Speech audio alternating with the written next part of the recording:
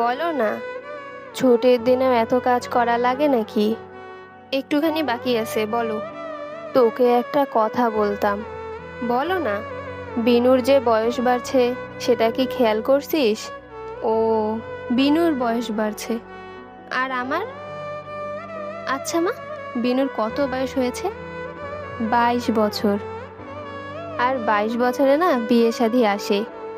এই বয়সে যদি মেয়েদের বিয়ে না দেওয়া যায়, তাহলে পাড়ার লোক অনেক কথা বলে। ওর জন্য আমি একটা উপযুক্ত ছেলে পেয়েছি। ছেলেটা খুবই ভালো, সরকারি চাকরি করে। কি যে ভালো পরিবার! তোর বোনের ওখানে বিয়ে হলে তোর বোনের কপাল। এই যে 12 তারিখ, 12 তারিখ আমাদের বাসায় আসতে চাইছে। আমিও কিন্তু হ্যাঁ বলে দিছি। সবই তো ঠিক করে ফেললা, আমাকে বলতেছো কেন? 12 তারিখ যদি সব ঠিকঠাক থাকে, তাহলে তো তোমার বোঝা উচিত ছিল 12 তারিখ আমার অফিসে অনেক কাজ আছে।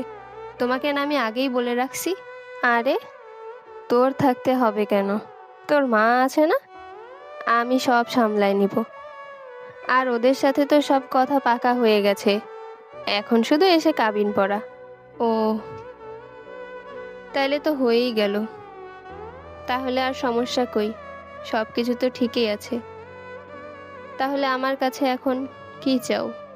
আরে, ওরা যে আসবে, খাওয়ার একটা ব্যাপার আছে না? টাকা পয়সা তো লাগবে। আর তুই যে টাকা দিস, তা তো মাসের 25 তারিখেই শেষ হয়ে যায়। আর বাকি 5 দিন আমি যে কিভাবে চালাই, তা শুধু আমিই জানি। আমি না নিজের জন্য চিপায় চিপায় যতটুকু না রাখলে না, ততটুকু রেখে বাকি সব টাকা তোমাকে দিয়ে দিই। ঠিক আছে, সমস্যা নেই। আমি কালকে বেতন পাবো, কালকে তোমাকে টাকা দিয়ে দিব।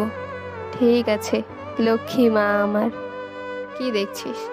তোর ছোট বোনের বয়স হয়েছে, তোর তো বয়স হয়নি। তোর মা কি বলে গেল শুনিসনি? তাকে বিয়ে দিতে হবে। তোর কত দায়িত্ব!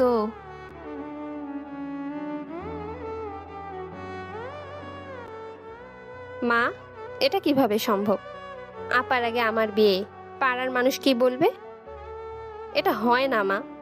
রাখ তোর পাড়ার মানুষ, সংসারটা কার টাকায় চলে? তোর বোনের বিয়ে হয়ে গেলে তোকে আর বিয়ে দিতে পারবো না। আর এত রং বেরঙের কাপড় পরিস কার টাকায়? তোর আপার বিয়ে হয়ে গেলে কিছুই পাবি না। তাই আগে তোর বিয়ে দিব, তারপরে তোর আপার বিয়ে দিব। তা তুমি ঠিকই বলছো। মেয়ের ব্যাপারে আমাদের কিছুই বলার নাই। ওরা দুজন দুজনকে ভালোবাসে, এতেই অনেক। আমরা আসলে এসেছি বিয়ের দিন তারিখ ঠিক করতে।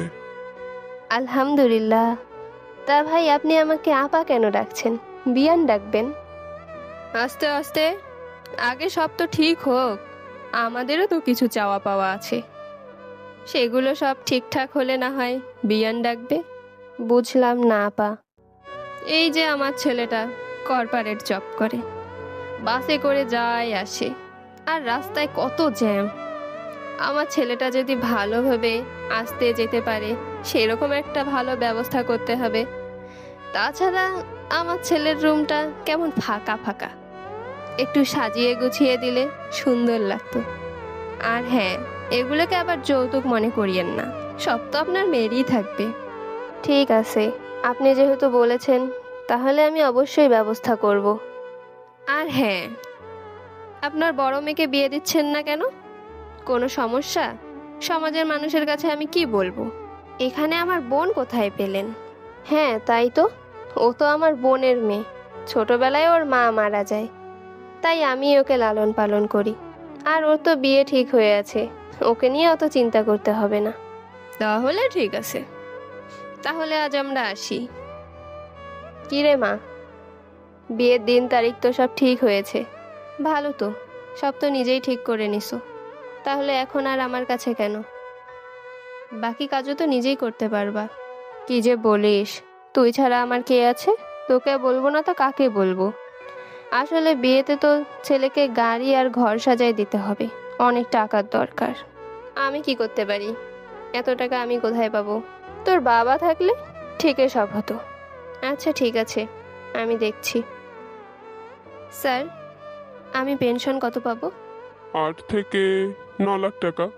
আর আমি যদি এখন চাকরিটা ছাড়ি? যেহেতু আপনি 9 বছর চাকরি করেছেন, সেহেতু 3 থেকে 4 লক্ষ পেতে পারেন। স্যার, আমি চাকরিটা ছাড়তে চাই। কি বলছেন এসব? এতে আপনার অনেক সমস্যা হবে। ভুলভাল ডিসিশন নিয়েন না, একটু ভেবে চিন্তে কথা বলুন। আপনারও একটা ভবিষ্যৎ আছে। স্যার, আমার আর কিছু করার নেই।